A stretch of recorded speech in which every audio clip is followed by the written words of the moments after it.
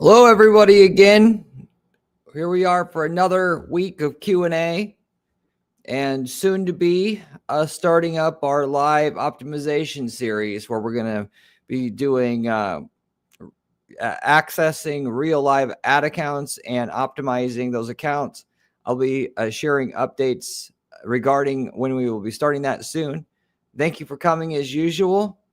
I will go through, as we usually do on these lives, questions one by one from you guys that are my regular viewers or know the brand at the very least, and have burning questions that you're trying to get done with your business and or your PPC. So I'm going to go ahead and get into it right away. Since we already have questions, I don't need to go forth with any more small talk. Mustafa, thank you. Still my, I think, first person that you're on every live right away. You must have it saved on your browser. so you're the first one to message. 15 and Eric, is this now? Yes, it is.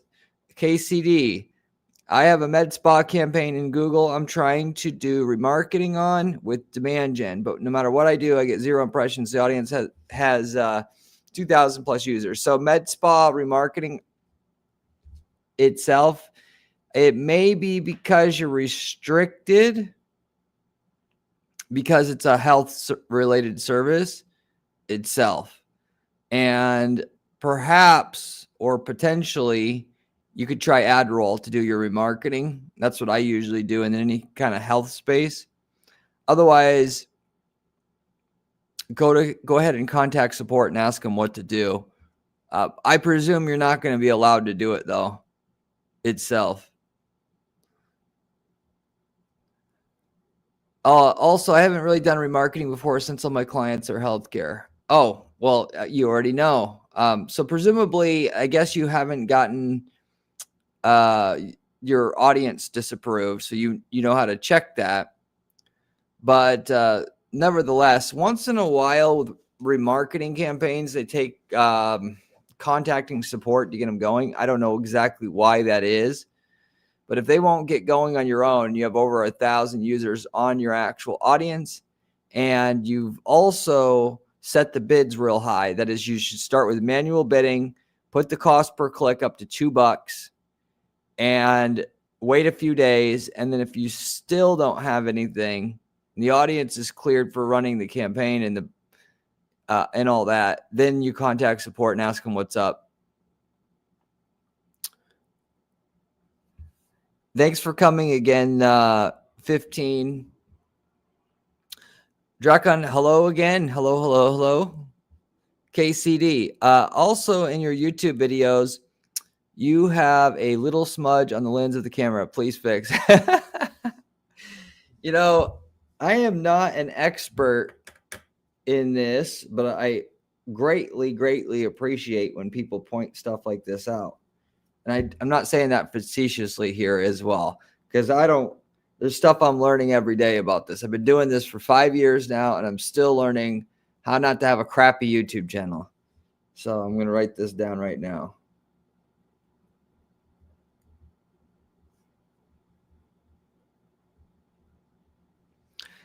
As a side note, it's actually quite hard to do a YouTube channel because there are so many small aspects to it that you got to learn. Just like with PPC, there's only like 1,000 small things you have to know that you have to just go through the process to learn, and you can't necessarily learn them all in a book. You just got to say, it's only going to get done one way, and that is doing it and learning the hard way.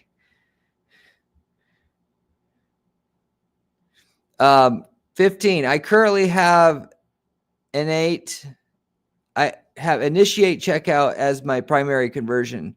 Should I wait until we have hit 30 conversions, then switch it to secondary, or keep begin checkout as primary longer?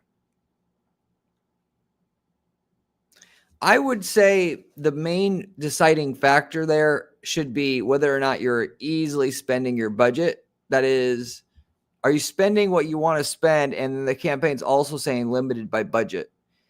If that is happening, I would try to switch to exclusively using the actual sales goal as the only primary goal, and go that route with it. And if it doesn't work out and your impressions die, then switch back. It's hard to know for sure when you should use the sales goal primarily or solely. The only way you're going to know for sure is using it and see if your impressions dive. Because ideally, you want to use only that. That plus, of course, making sure, if your sales also dive, you can always switch back to what you had before. But generally speaking, 30 conversions by then, you usually are going to be pretty good to switch. That is 30 purchase conversions. But a lot of times, I'll only wait for like 5 or 10 purchase conversions to switch over, because I'm easily spending my budget, and what I don't have is efficiency, and that'll definitely get the algorithm to try to make my ads more efficient. Vol, what would you do if you had to restart over in business? Great question. So there's two ways to, by the way, ask/answer that. It's if you had to restart and knew nothing about marketing again, what would you do? And then also, what would you do if you started over, you had no money, but you had all the knowledge you have? The easy one to answer is, if you had no money, but you had all the knowledge you have, it's really easy for me. Building an agency is damn hard. I don't even recommend it to many people. It seems easy at the surface. Yeah, well, I know about PPC. It's easy to do PPC. I like it. Getting and maintaining and managing clients is ridiculously hard. So, and basically, if you know how to do that, by the way, you don't even need to know how to do PPC, because there's a million people out there that can do PPC for you, and you just hire them and do the work. So that's not even relevant. There's more people that can do PPC than knows how to get and acquire and maintain a client. Not to say that not getting results is not important in maintaining clients, but it's just harder to do the other thing. And then easier to find somebody who would actually know how to do it, in all honesty. But for that matter, I would go into high-end drop shipping, because of how difficult it is to, and I also say that, by the way, too. I started out this agency in 2014, and it was substantially easier than it is now to get clients. It's actually pretty saturated now. Therefore, I would do high dollar drop shipping. And I know a lot of people think of drop shipping as a scam or scammy, or how do you make money doing that? And for the most part, it is. If you're trying to sell $3 trinkets off of Alibaba Express, you're not going to make money doing that. That's a pipe dream these drop shipping companies, course sellers try to sell you, because it sells the dream of, hey, I could set this up and sit on a beach somewhere and make money. And if it were that easy, everybody would do it, including the course sellers. But if you sell $10,000 home dialysis equipment for doing your own in-home dialysis, and you become a dialysis machine expert, it's pretty easy to make 20 grand a month in profit just running a simple Google Ads campaign for a site that sells that product, because you're not going to find any of the competitors who are going to answer the phone and talk to you with knowledge. You're going to get stupid secretaries answering the phone that know nothing. And you just talk to them long enough, and they're going to buy your equipment. It's really that simple. And you take your 10% cut, which is $1,000 a sale, and you can easily spend, a couple hundred of that on the advertising, and boom, you made $800 per sale. You can easily make two, 3 sales a day. You're making several grand a day. Yes, it sucks because you have to answer the phone and talk to people all day about medical equipment, but you make your 20 grand, then you start reinvesting into something that isn't going to take your time. That would be literally, I could start a site up like that today, and in 6 months be making that money without having to do too much. If I didn't have any knowledge and I had to start all over again, that's way harder, way different. Honestly, there's no excuse for anybody not to have money, because anybody could go out and start a business, even if it's washing cars with your bare hands, and just save your money and then go into the next business and just go through like everybody else has to do in business, failing 10 times. People expect that, they're going to get into doing a restaurant right away. You got to learn how to fail over and over and get in business before you're ever going to know how to do it right. Anybody that's successful in business will tell you that same thing. It's not something you learn by reading a book. You have to fail over and over again.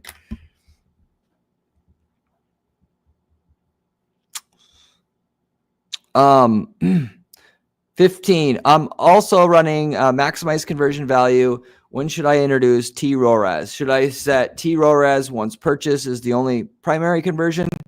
And what is the right sequence so I don't disrupt learning?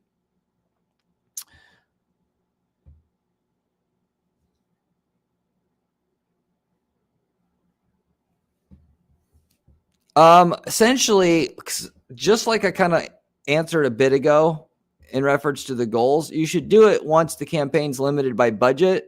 You're spending what you need to spend for the budget you have right now. And the sales are stalled out. That is, you're not growing your sales like month over month. At that point in time, ROAS is necessary to get you to the next level. And so what in the kind of the theme here is don't fix what's not broken. If your sales are going up without having to switch over, what the hell don't do it just as a formality. Do it when you know you need to do it to get the sales to start growing again on your budget, if that makes sense. KCD. And then with that, because you're always going to go into learning mode. It's just a matter of how much, and the greater the change, the more it will happen. So therefore, you avoid learning mode. If your sales are going up, you don't make changes. Sales aren't going up. Yes, you're going to go back into learning mode, but if you don't do anything, you're also not going to grow the sales anymore. So you're stuck. You have to. You're going to be forced to. KCD, when you say 30 conversions, I've heard you say this number in your videos.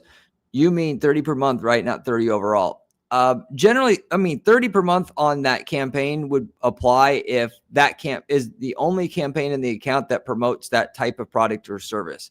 In other words, if you had an account where you were selling couches and dermatology services, it would be on a campaign level.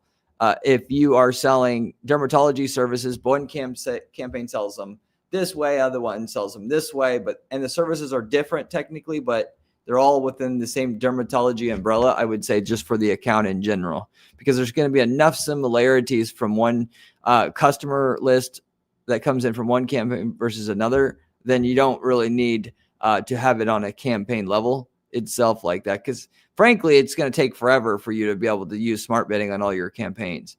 The best would be to wait for 30 on each campaign. The reality is, though, it's not practical in most cases unless you have a huge budget.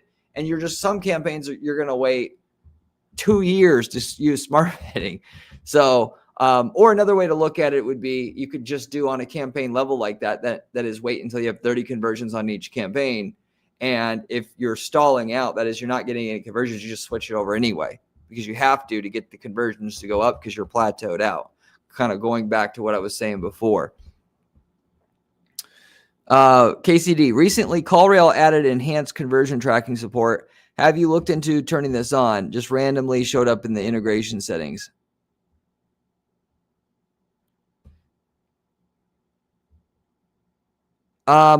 No, I haven't seen that yet. That's nice. I'm going to actually definitely check that out though.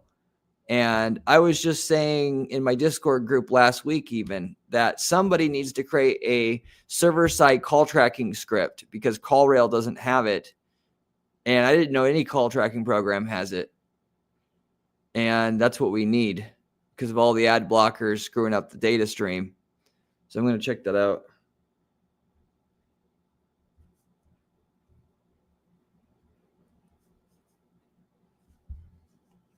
Thank you, by the way.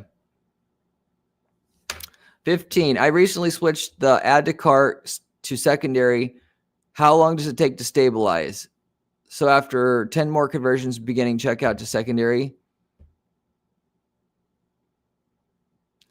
Generally speaking, it's more about because the higher the spend you have, the quicker it's going to stabilize. And the newer your account is, the sooner it will stabilize, given that an aged campaign will typically go haywire longer because it relies more on past data. So I can't give you an exact time frame, but generally on an overall average basis, it's going to be like 10 to 20 days, somewhere in there, I would say, for your numbers to be as good as they were before the change, something like that. Dr. Cause, are you a fan of low ROAS 40% shopping campaigns to feed supplement PMAX campaigns? I've actually started to do this a little bit recently, and it can be okay. Specifically, in what I use a feed only PMAX with a standard shopping campaign in combination for is like kind of like an override, because like sometimes we'll have hit an unlucky streak with conversions, and if you do that, the PMAX campaign's impressions will drop off a cliff because it reacts like it's supposed to. And then if you have a secondary regular shopping campaign set up with a lower ROAS target, it can actually kind of pick up the slack as a kind of like a fail safe, so that your sales volume doesn't dip too much, and without having to adjust the target ROAS on that PMAX campaign, given that PMAX campaigns are super sensitive. You don't want to change them unless you absolutely have to. And it's almost like trying to think of the right analogy here. Essentially, it picks up the slack when the PMAX would fall in terms of a certain amount of impressions, ultimately, if that is the best way I can describe it. Dr. Cause, also, are you a fan? Oh, wait, I already answered that, I guess.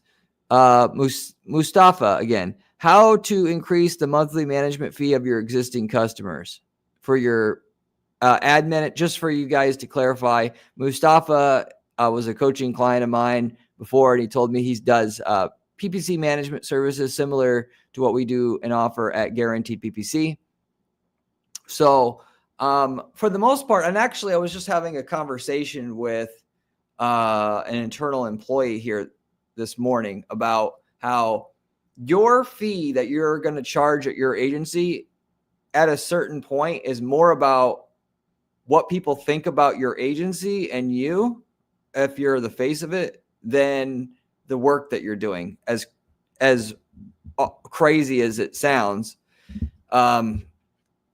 that's the way people, that's what they want, basically. So if you're going to ever charge $5,000 a month for your service fee at minimum, you're going to have to get people to think you're a big, credible firm to do that. It doesn't matter if you're an Einstein at PPC management. The consumer, the way that they look at it as is, I'm paying this, I should get the top firm, therefore I'm not getting value out of this firm. So you're going to get so far raising your fees, like every year you raise them, you should raise them like 10-20% to try to get up to a level that you can do. Because it sounds like exploitative, but frankly, if you don't charge enough, you can't do hardly any good work for the client. You don't have any dry powder to do it. However, once you get past like a $1,500 a month, if you're going to keep going, you need to have brand authority. Otherwise, people are going to say, well, I'm paying all this money, I should be hiring an authoritative brand. Even though those big firms a lot of times just suck ass. The consumer doesn't know that. You can't expect them to know that. And what they do know is the perception of the authority of the brand. And to get that, I mean, I won't go into all the ways, but that's what you need to focus on, at least getting past that level and have it work out smoothly. So it becomes more about who they think you are versus what you actually are and know, if that makes sense. And, if you're ever going to do and move major mountains for a client, you got to get there.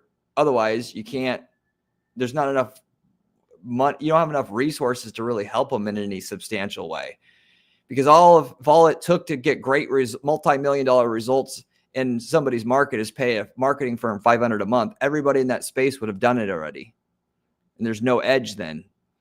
With the consumer, they either want a cheap nobody And that's why they're hiring and okay with the nobody, because it's cheap, or you're the big guy with the huge fee that everybody presumably knows, and they're buying the name. And to get the name, you got to be able to do what the other big names are doing to get their name out there.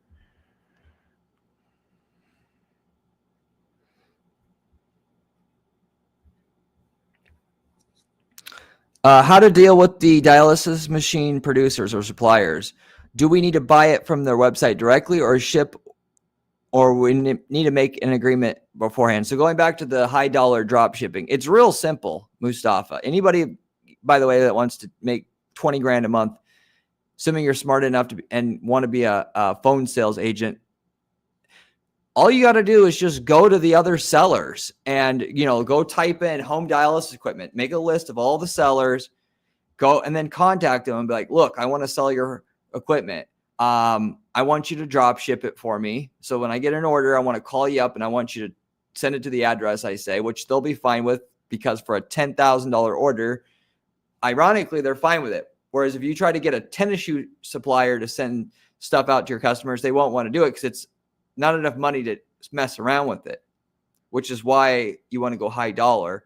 And then you just say, when you ship it out, I want to be charged 10% less than what your website sells it for. And they'll obviously also be fine with it because they're still making a 30% margin without having to have any marketing cost. And so they ship it out for you, and they're going to give you basically 10% of the cut of the product. And all you got to do is just sell it. And so all you do is just put all that person's product from their website on your website and get them to call, and then get them to call, build a relationship with the person. And then when they put their order through, you just go manually to the supplier there that sells it, which is your competitor, which they won't buy from, because if you call them up, they're going to be like, what? Oh yeah, that's a great machine. Why is it great? I don't know. I'll get back to you. And they just won't have any way to sell it effectively. And you are going to be the magnet for everybody to get the information. Therefore, you'll have the trust and authority from the consumer to buy from you, not them, even though it's the same product, same SKU, same everything. Vol, thanks for the answer. No problem. 15. So maximize conversion value is always better than ROAS. No, that's not what I said. You start out with maximize conversion value, and when you need ROAS, you break it out itself. Sometimes I'll go straight to ROAS once I switch over to maximize conversion value bidding. But when I do that, or the best thing to do is use the maximize conversion value and then set the ROAS to the same ROAS you're already getting as the very first step. And then you can, of course, raise it 15% at a time to prevent the campaign from dying or going into hard learning mode or whatever. You can either do that, or you could just have no ROAS, wait a little while, and then add the ROAS later on, a little later, again, with it matching whatever your current ROAS is on the campaign. Or if you wanted to be a bit more aggressive about it, you could set it 15% higher than your current, but no more than that. So your goal should always, in my opinion anyway, there's no guaranteed best way for everybody to do this. This is my preferred way. The best way I found to get things to work is you start with manual bidding, then you go to your maximize conversion value, and then setting the ROAS either at the current ROAS or slightly above it. And then your goal should be to walk it up 15% at a time every, basically 2 to 4 weeks. Dr. Cause, nice content, bit of fan. Yeah, great. Thanks. You guys who are watching this channel are the smart ones. You can sniff out the bullshit content from the good content. So you automatically are in the high end IQ end of the spectrum because most of the content out there is trying to make it sound simple and oversimplify something that's not so simple. KCD, for healthcare clients, do you recommend just starting out search campaigns for YouTube, demand gen, etc.? I have a few derms, 60 to 70% impression share in an area. It's getting expensive to scale search. Yeah, ultimately you're, as a PPC manager, you're always trying to explore all your options, not switching stuff because you got the shiny object syndrome, but realizing at a certain point, it'll be easier to get to the next level over here versus just trying to push this thing harder. And generally speaking, because of how good demand gen campaigns are working now, I'll start breaking those out within the first 6 months of starting up a Google Ads account for a client because of how good it works. Now, that said, you can't just be like, well, I'm a plumber and we offer plumbing services. That's not going to cut it. But if you could say we have lightning fast service, either get it in 30 minutes or it's free, or just something that the market's going to find somewhat exciting, I'm going to do it probably within the first 6 months because it's going to be easier to get to the next level doing that than just simply scaling the search campaigns more. Dr. Cause, what's your general advice for entering Europe? Well, you get a passport. Just joking. So it's much less competitive. Your conversion / ROI should be 3 times as good as what it would be like in the US, for instance, if you're starting there. And for e-commerce, you're going to want different website domain, different product feed, different everything. For lead gen, I wouldn't really waste my time with all that, as I just mentioned. Definitely have different campaigns for each country, or for Europe as a whole, let's just say, out excluding UK, because it's going to convert so differently and it's going to scale differently. Therefore, you want a different budget for just that. Those are the basics. There's a bunch more other stuff I could say, but 15. Since I already phased out add to cart, should I wait around 20 days before moving to begin checkout to secondary, or does that follow a different timeline / logic altogether?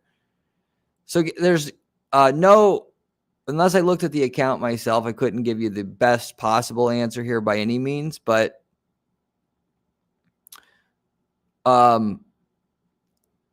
again, the main thing you should ask yourself is my results improving on their own? If they are, don't mess around with switching the goals at all. If they're starting to plateau, you should switch the goal. That is, you're not getting any more ROI or profit. You're spending the budget you want to spend, but your profit's not growing. Then you should make the switch, knowing that if you make the switch and your impressions start tanking, you should undo that change. Dr. Cause again, breakout campaigns per country or just EU and UK? I usually just put all of EU minus UK in a campaign and then UK by itself in a campaign because those perform similarly. Now, there's some markets where we would go ahead and have different campaigns for each country, but then you're going to spread out your data a lot. And the downside of having the data spread out a lot of times doesn't make it worth it because there's just not enough volume in each country individually. Think, grow, successful. Does SKAG work well on Bing as well as it does on Google? Oh, yeah. Just as good. That's not a question. KCD. I audited a doctor's paying $2,000 per month and their ad agency doesn't even have tracking set up. So I want to say something very, very clearly here. Just because you pay someone a lot of money, as I'm speaking to the companies themselves, not the agencies, does not mean at all whether that agency is any good. In fact, just the price alone doesn't tell you anything. What I do tell people all the time is that if they're super cheap, the chances that they are going to be good quality as well is almost none.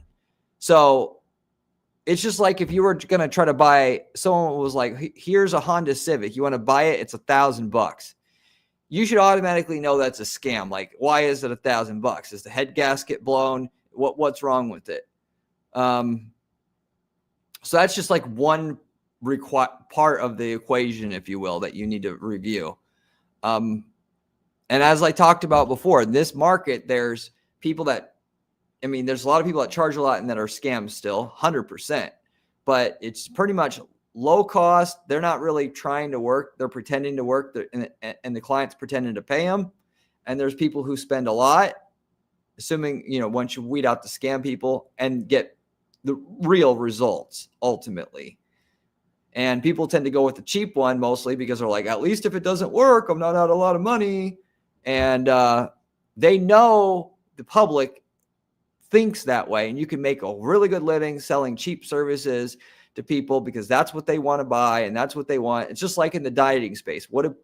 Can you sell people a workout and diet program that would actually work? Or does selling them the magic pill that makes them lose 30 pounds in a month, that's not realistic, does that sell? You're going to make more money selling the magic pill. The cheap agency is the magic pill because it doesn't cost hardly anything and anybody can swing that. They don't want to have to say, oh, I've charged all this money for every month. And then in 6 to 12 months, I don't want that. It's way too much. And they want to believe what the guy over here is going to tell them, which is it's cheap, it's easy, don't worry. So for that matter, again, there's expensive people out there charging a lot and not doing jack shit either, which is why you have to learn something about PPC if you're going to outsource it. This is not something where you could just know nothing about it, outsource it, and likely be okay. You can do that with an accountant. You can do that with a lawyer. You cannot do that with your marketing. The last freaking thing you want to outsource in your business is your marketing and the signing of the checks, because it's the hardest thing to outsource because it's hard to get results. And somebody who can get results, they're super high in demand and hard to get. People who can't get results, they're looking for clients all the time. So you're going to have to learn something about it. Mustafa, bro, my niche video request, still waiting for that. When's that going to release? Anytime by now. Like I said, I do the videos quite a bit in advance. So sorry for keeping you waiting. 15, where can I sign up to be the guinea pig for live account optimization? So I've got a link in my video descriptions now for a free audit. I'm going to basically use that as a dual purpose. And, so if you just fill out that, it's linked to a Google form. If you fill that out, then you will be on the list. And not to say guaranteed to do it, because I still have to make sure I can get results for you if I'm going to agree to do a live optimization. Otherwise, there's no value for our audience. Mustafa, thanks for the answer for dropshipping question. No problem. For dropshipping, should I charge customers' card number on the seller's online payment processor or my payment processor? So that's kind of like the beauty behind high dollar dropshipping is you can just take the order as if you have the product and they're buying it from you. I mean, practically speaking, logistically, taking the order and then just calling the supplier up and then having them ship it out to them by giving them address over the phone, it's easy and it's totally doable, especially since the consumer isn't going to care if it gets there in 3 days versus 2. Versus, that shit doesn't work when you're selling a $100 item. So you take the order yourself. And also because, you know what? People are bastards. You know how many times I've worked with clients who they're like, yeah, I'll kiss your feet if you help my business and set up my ads so that they'll work. And I'll pay you 10% of the sales. And then you guess what? You get them the sales, and then you go try to ask for your payment, and they act like you're killing them for the money, because now I'm working all hard and I'm doing all the work and you're asking me for money and I'm working hard and I shouldn't have to give you anything. You made it look too easy. People are bastards like that. You cannot expect that people are reasonable anymore. They are not going to for sure pay you unless you can cut off the money as soon as they say, I'm not, try to be a bastard, basically. If they have the money and you got to ask it from them, you may say, well, why wouldn't they give it to me? I'm sending them all these customers. People, you just can't rely on people anymore. You have to be in control of the money if you're doing a business like that, or they're going to screw you around. Particularly as what they're going to try to do is chisel you. They're going to say, oh, we didn't get that order. Oh, no, we only got 5 orders this month and really you got 8. And they're going to start playing these games with you because they feel entitled to what you did, particularly because it doesn't seem like valuable to them. And they're the ones doing all the work, so to say. They don't understand the value of the marketing being the most important thing. They don't. And if they did understand it, they'd do the marketing right themselves.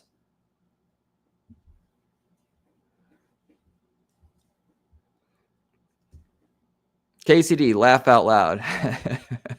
I had to scroll, so I'm not even sure what you guys are laughing about it anymore. You can maybe remind me. Think grow successful. How should I approach maximize conversion value when having values that don't have an actual value, like doing a step in a form? So this is real simple. You divide the number of sales by the number of forms, right? And then you divide that number by the average revenue per client. And then you got your average value effectively per form submission that you should assign to that goal. Hopefully I explained that in a simple way that you understand. If you don't understand it, let me know. KCD, have you guys played around with WhatConverts as an alternative to CallRail? I was looking at the prices, much cheaper. WhatConverts, by the way, is getting a lot more popular, and I have a feeling they're chipping away at CallRail's business quite a bit, because the amount of people asking me about what's our clients. We've had 2 or 3 clients now in the last 6 months that wanted to use WhatConverts or are using it. So I don't know what they're doing with whoever's in charge of their marketing over there knows what the hell they're doing, because they're taking away market share from a company that has a lot more history and money and all that. And I made a video about it. I haven't published yet, by the way. That's coming out. But the main thing is it's pretty much just as reliable as CallRail. Is it quite as good? No, but I see it actually being on par here pretty quick. Mustafa, I was thinking of targeting people who want ADA compliant websites built and built only those type of websites. Any tips on exactly to target these people? Actually, I actually worked in the ADA compliance website space. We literally had a company who hired us to run ads to get clients for their ADA website compliance business. And I learned quite a bit about this market. The main thing is, like the marketing and advertising space that I ranted on earlier about how pretty much everybody wants to believe they can get shit done cheap and easy when it's not cheap or easy. And if it were cheap and easy, then the competition would have already did it and there would be no opportunity there, but they want it anyway, damn it. This is the exact same way for this market. People want to hire and use, should I say use, a cheap $50 plugin for their website to tell them that it's ADA compliant, and it'll be like, just do this, this, and this, and this, and your website's compliant. When really, it's not compliant doing that shit. And it's just a scam, essentially. You got to actually do real work on your website to make it compliant. Not only that, but if you're going to make the website convert just as good as it started with after it's compliant, you got to know what the hell you're doing. You're not going to just change random shit. Oh, just change your font to XYZ point font. Well, that's, yeah, you change it and it looks like dog shit now. Now it converts at 30% less and your campaigns don't work anymore. You got to have a human who knows what the hell they're doing to do this, or stay away from it and just risk getting sued, because you're going to destroy the conversion rate and profitability of your ad campaigns. If you don't know what you're doing, you just dick around with it like, oh, what difference does it make? I'll just make the font bigger. And then just like nothing matters. So ultimately, and I'll tell you also, you guys, for the most part, unless you're in kind of like a mainstream niche, you're not going to get sued for ADA compliance, because what happens is you got these people, just like these people that go around and they do lawsuits in their wheelchair. They'll come in with their wheelchair, they'll take a ruler, they'll see how fucking far the sink is from the wall. Oh, it's not 36 inches, it's 34. I'm going to sue this motherfucker now. And then they go and you get sued, because that's what they're trying to do, is find anybody who's violating any of the rules at all. And they just want money. And what they do in the website space is they'll find an industry like Napa Valley wine vineyards, and they'll just literally, it'll be a lawyer, and they'll sue every single one, because basically every single website's not ADA compliant. And if you're in that dragnet, you're fucked, basically. And I can tell you 99% of websites aren't ADA compliant. And to do it truly right, it's not going to be no $3,000 endeavor bullshit. It's going to be a $30,000 endeavor, because the entire website's basically going to have to be redesigned and reproportioned and everything.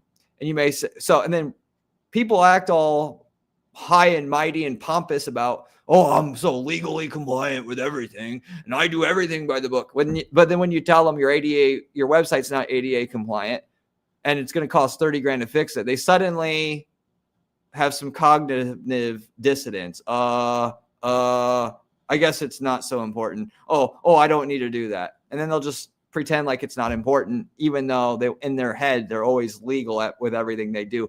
I can guarantee you there's stuff on your website that's not legal. I don't care what. And to make it totally legal, you would have to have a team of lawyers reviewing it. And you could get it close. You never could get it perfect. But ADA compliance lawsuits are coming up more and more all the time, because there's more of these bastard lawyers doing this, just like they're doing with these so-called patent trolls. So if you're a small company just starting out, and I apologize if I'm shitting on your market, but if you're a small website, you don't really have anything to worry about. Once you're doing a few million a year, it's worth going after you, because what they're looking to do is get you to settle right away for a few grand, or like 10, 20 grand, whatever, 50 grand, whatever. And you got to be an easy target that they know you can cough up and shit out that money like it's nothing, and will. If you are doing 5, 10, 15 million a year, I would advise you to look at the ADA compliance thing, because you've got money to deal with it, and you actually are going to be a target for somebody, assuming you're in a niche where you're not like the only one doing what you're doing, because you'll just never end up on the radar as a result, because they hit entire markets at once. Because it's easy. I mean, it's from their perspective, it's straightforward. Why would you want to hire or sue this company and this company when you could just sue 50 wine vineyards the same exact way with the same terminology on the contract each time? Just blast it out, 50 of them at once, barely tweaking the lawsuit each time. So people definitely need it. Whether you're going to convince somebody who says they like to be legally compliant to do it is a whole different story. You can threaten them all day long about how illegal it is. The reality is, when you know what fucking talks, money talks.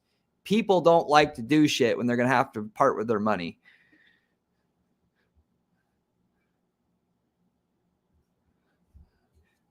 KCD, do you think Google will eventually let us build out a custom funnel? I feel like instead of primary, secondary, they should let us set up an entire journey. They actually are. In 2026, there are some updates you could review that they are definitely doing this, because they see how important it is to the machine learning algorithm they have. And yes, they are doing this. And I'm very happy they are going to do this. They kind of are an effective way through the goal categories, but they're going to formalize it. So it literally, like, they're going to ask you which goal is first, which goal is second, just like what you're implying there.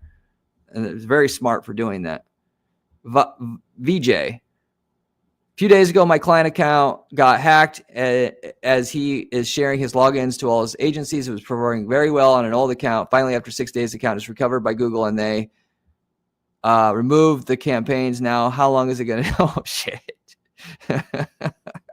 They're fucked. So the simple way to explain it is they're fucked. If the campaigns are deleted, you're going to set up new ones. It's going to be months and months before they get the results back. Unfortunately, that's the way that it is. All you can do is just tell them, don't get your shit hacked next time. Change your I mean, literally, Google Ads accounts are so sought after now by criminals that if you're not changing your password like on a weekly basis, you're just playing with fire. That is, if you just have sloppy, because the more people you add, the bigger the risk, right? And all it takes is one person in that whole chain of people that you've shared the account with to get on some porn website, and boom, their website's hacked now, or their computer's hacked with spyware, and now your Google Ads account's hacked and all your campaigns are deleted. So, and you don't think it can happen to you? Guess what? It can happen to you. So use this as a lesson. KCD, what CRM do you guys use to track leads for your agency? How about task management apps? I've been playing around with HubSpot, but it seems overkill and costs money. Also looking to just better organize internally. So recently I've been, we would take it because the CRM integrations themselves with that, the direct integration with the ad platform suck. Don't use those, as convenient as it may seem to use it. I won't get into all the reasons why. I've got a video about this. If you want to know more, you let me know in the comment section of one of my videos, and I'll point you to it. But the main thing would be what I would recommend to you. So if you want to truly automate it,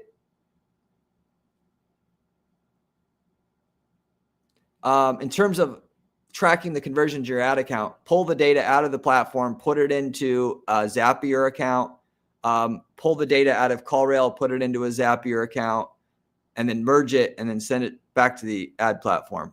And then you'll have offline conversion tracking automated itself without sacrificing data quality. In terms of the lead management itself, I mean, it's pretty self-explanatory. I mean, the leads go into HubSpot and they get a notification. I don't know how, I guess I'll to describe that, but I did want to point that out. 15, I already signed up for that using the link. Teeth whitening, not drop shipping with my own product seems like a feasible sector. Teeth whitening is going to be super, super saturated. Not to say if you can hit it, you can't make many millions of dollars doing it, because you can. Just know guys are in that space like Snow that spend millions and millions and millions on data and research to find out what works. Unless you're talking about doing it in some other like weird countries or whatever, and that's a viable solution. But if you're going to go into mainstream markets doing that, you better know a shitload about PPC and better be watching my videos like your life depends on it, because you're going to need to know how to do it better than 99% of people to make money. Vijay, remove the camp. Oh, okay. Address that. KCD, I love the passion, bro.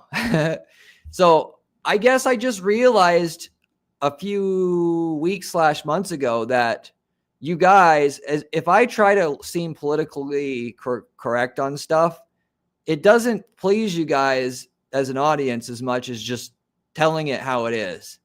So that's what I'm going to do from now on. I'm not going to hold back. If you guys need something, I'm not going to sugarcoat it. I'm not going to do none of that. I'm just going to say how it is. If it pisses some people off, that's how it is. Ultimately, you can't be truthful without pissing people off. And there's plenty of other channels that will tell you what you want to hear and not piss anybody off. So I'm not going to do that anymore, because the brand's growing and the people that are left are loyal as hell. And that's the angle I'm taking now. 15, we're laughing because you suggested getting the passport. Okay. I thought that maybe was, that was what it was. 15, with a $50 a day budget, it is better to run one feed-only PMax with both products or split into 2 campaigns. And should I skip search for now?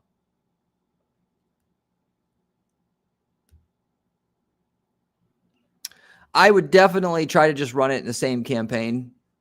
Normally, you're not going to separate anything out like that. That is, if you have product, whether it's 2 products or 200, separating those out into separate campaigns, unless the products are either ridiculously different from one another, like one is shampoo and one is auto parts, then I would separate it out, which I presume that's not what you have.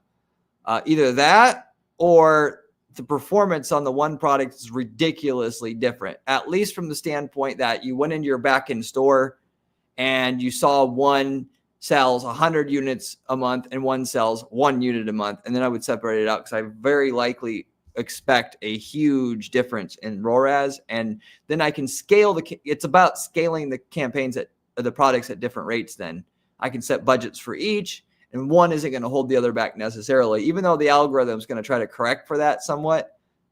I'm not going to rely on the algorithm to do all of that work. Dr. Cause, how many private sessions with you do I need to set up my Europe feed? So a private session is not going to be ideal for that type of thing because my staff does that and I don't do it. And I'm not an expert in the intricacies of the technical side of it, even though it's not that hard. I will give you a price for setting it up, but a coaching call to do it, like for that matter. And presumably if you want that, because you want to learn how to do it in detail, don't really provide that service. We can do it. It's just going to be a done for you service versus coaching. KCD, I just think it's hilarious how blunt he is sometimes. All these other YouTubers are afraid to say anything that's controversial. And Corey is just like, if you don't do X, Y, and Z, you're an idiot. Yeah. I mean, like I said, I've learned. I started out that way. The reality is I'm pretty sure. So there's two things here I want you guys to realize. Number one, people are afraid to piss, I think, Google off, and they don't want Google coming after them, given this is Google's platform. So if they talk shit about Google and tell you the real truth, they're afraid that they're going to get there's repercussions there. That's number one. Number two, there's plants. Google has their own plants, and I'm not going to name names specifically, but and if you were Google, you would do this too. It would make obvious sense. You're going to pay people to look like you're an outside agency expert, whatever you want to call it. And you're going to get people to follow you so that you can push Google's stuff. You know, PMAX is great. AI is great. Just automate everything. And then if you're Google trying to get people to believe this, you can do it through Google Reps, or you can finance people on YouTube to just pay them all day to make and build content to get your message out there to as a way to obviously raise your quarterly revenues. So a lot of these people, they can't say whatever they want because that's not who butters their bread. And so just something to be thinking about and aware of. As controversial as that is, I can 1000% tell you that that's going on as well. Oh, I'm not supposed to say porn, huh? Well, I'm going to say it anyway. I know these other people are saying, they have code words for everything. For the most part, I'm just kind of too smart for that because I know like profanity, it doesn't get your stuff shut down necessarily. The algorithm clearly looks at the video content or live content. And if it's over a certain percentage of keyword density, they're going to suppress it. They aren't going to suppress it because you said, the P word once on a 30-minute stream. If you said it 6 times, that's over some minimum threshold. Now we need to start suppressing it because it's likely about that. To me, that's obviously how it works. I don't have, the documentation to back that up, but I'm pretty sure that's how it works. And so I just have to be clean 99% of the time. Yeah, you don't want to be blocked. You know what? You're right. I should probably not do it because it is playing with fire a little bit.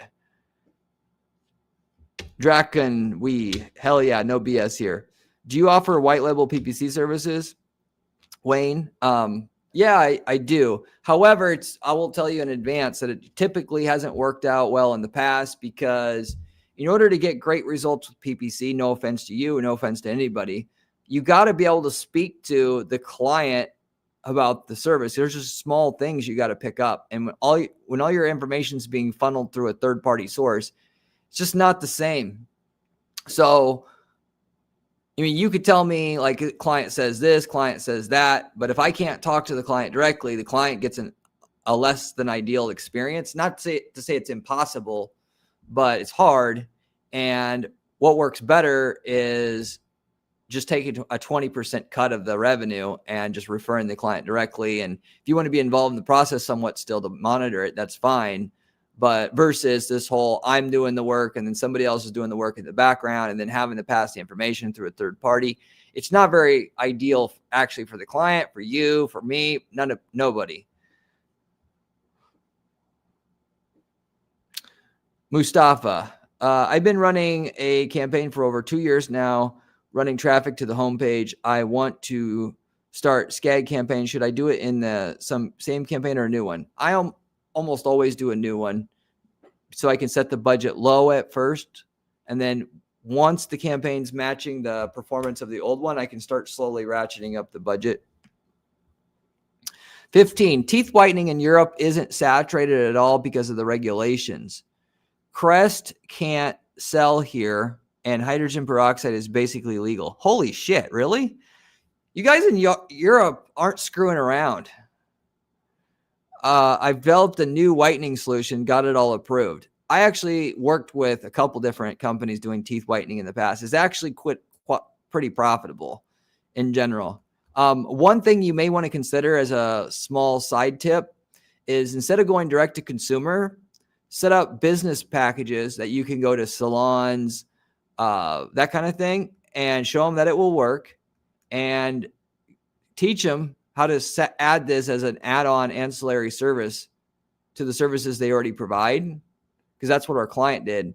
And instead of selling one thing off one time, or, to one client one time, whatever, presumably, you could sell to one salon and they're going to buy 10 boxes a year and you get 1,000 of those salons using your product. You have a really good business. So, but I don't doubt, based upon what you're saying, it's completely doable and whatnot. The main thing is people are skeptical. You got to be able to prove it works. If you can do that very thoroughly, you can make a whole shitload of sales. So get a whole bunch of case studies, before and afters, all that. And that's what you put on your landing page, and you'll clearly, you'll be able to make some money. 15, my product is manufactured in Europe, not China, and it's fully EU compliant, not saturated, got like 20 sales, but at a big loss.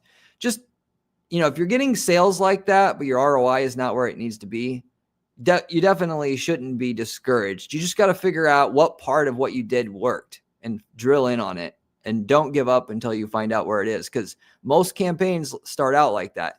You got to realize, guys, when you're going up against other competition, I assume there's some, they've got years of data telling them what to do. You don't. So how are you going to expect to go head to head with them when you have this informational disadvantage? You got to spend some money to find out what they already know to make the money that they're making. And, it sucks, but, that's how it is. Usually it's, you find the 5% in there that worked, and then now you're profitable. Patience makes kings. Google support sucks so bad. Every time I call up, they hang up on me and I have to figure things out. They literally hang up on you? That's so cold. Every time I say to myself, how could Google's support get any worse? They surprise me again. They get it even worse. I think at some point you're just going to call them up and they're going to tell you, F you, like figure it out yourself. Or it's just going to be an AI bot. 15, what do you think about customer acquisition? Adjust your bidding to help acquire new customers setting? That setting can be okay. I mainly only use that, though, if it's a big brand that has tons of brand searches. If I want to filter the ads out from people searching for the brand, that's more so what that setting is for. For real, hydrogen peroxide is fully banned. And yes, I'm also aiming to sell the product through pharmacies. So just my point is to kind of open your horizons. Looking at some of the US brands that have resellers, there's so many people that could sell teeth whitening. The Salons is just one of them. And what you do is you have a free teeth whitening certification. So if you were wondering how to do it as a salon or whatever, you offer them the certification. And of course, the certification trains them on your product, your way. And then when they search for teeth whitening certification on YouTube, on Google, whatever, you're there, you're number one, and then that gets all your business customers. We did that. Okay, so we're kind of getting to the top of the hour here. I'll Think and Grow Successful. You'll be the last one that I answer the question of which, by the way, we're kind of at the bottom of the list here anyway. How do you approach ROAS with maximized conversions if I have conversions that don't have real value, non-sales? Well, maximized conversion value is the one that uses the conversion value. So there is no ROAS with maximized conversions bidding strategy. So you kind of got your terms mixed together there, if you will. So yeah, here we are at the top of the hour. I'm going to want you, Mustafa 15, save your questions for next week. I'll be glad to answer them then. And we'll do the same old usual. As I mentioned that I'm going to do the live optimization. I'm still planning it out, but what I'm planning to do is get access to the accounts beforehand. And as we set that up, I'll let you guys know. And then, we'll go through a 15-minute optimization process for each volunteer. And, of course, that's what we'll do. So anyway, thank you for coming. Thank you for all your questions. And it makes for great content. And I'll see you on the next one. Peace out.